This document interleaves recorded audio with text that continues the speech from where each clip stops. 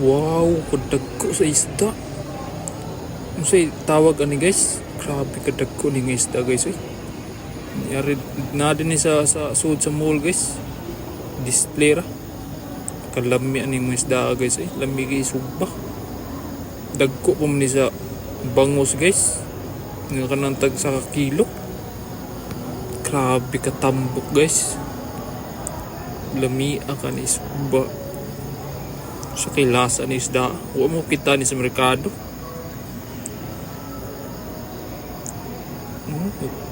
Anad pa kayo guys. Binuhi man gud ni.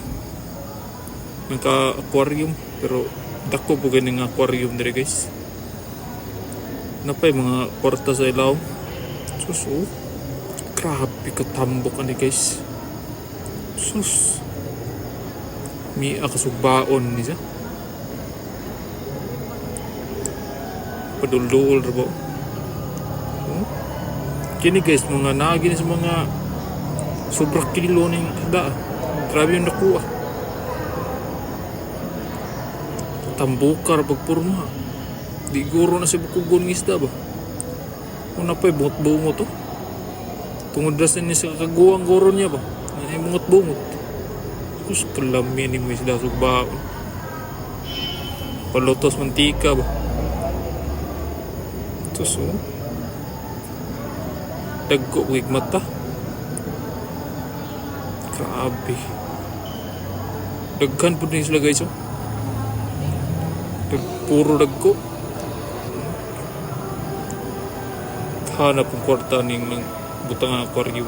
Namagay mga manan mo sa kwarta. Kung sa kay rason na may sa kwarta.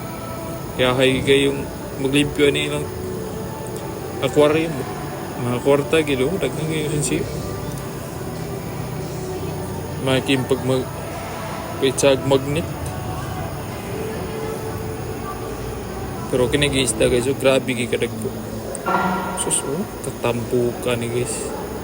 Pastil yan. Ngita niya kung sa merkado ni guys. Kasi nasa sila baligyan niya. Lami kayo ni subaon for masista guys. Pero yung pagkatambo ka.